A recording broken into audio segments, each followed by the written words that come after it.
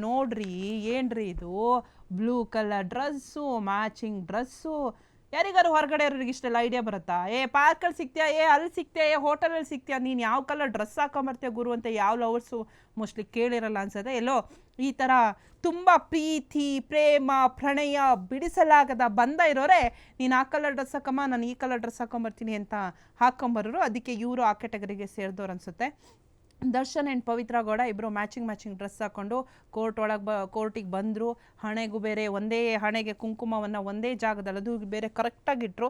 ಯಾಕೆ ಇಲ್ಲಿ ಇಡ್ಬೋದಿತ್ತಲ್ಲ ಅನ್ನೋದು ಎಲ್ಲರಿಗೂ ಕ್ವಶನ್ ಬರುತ್ತೆ. ಬಟ್ ಅವರಿಬ್ಬರಿಗೆ ಅಷ್ಟೊಂದು ಪ್ರೀತಿ ಪ್ರೇಮ ಪ್ರಣಯ ಇರೋದ್ರಿಂದ ಒಂದೇ ಕಡೆ ದೇವರೆಲ್ಲ ಒಳ್ಳೇದು ಮಾಡಲಿ, ನಮ್ಮಿಬ್ಬರಿಗೂ ಆಗೋಯ್ತು, ಇನ್ನಾದರೂ ಮುಂದೆ ಒಳ್ಳೇದು ಮಾಡಲಿ, ಇನ್ನಾದರೂ ಒಳ್ಳೆ ದಿನಗಳು ನಮಗೆ ಬರಲಿ ಅಂತ ದೇವರಿಗೆ ಒಂದಷ್ಟು ಕೈ ಮುಗಿದು ಹಣೆಗೆ ಕುಂಕುಮ ಇಟ್ಕೊಂಬಂದರು.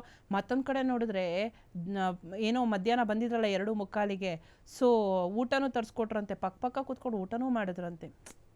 ಏನ್ರಿ ಇದು, ಯಾರಿಗುಂಟು ಯಾರಿಗಿಲ್ಲ.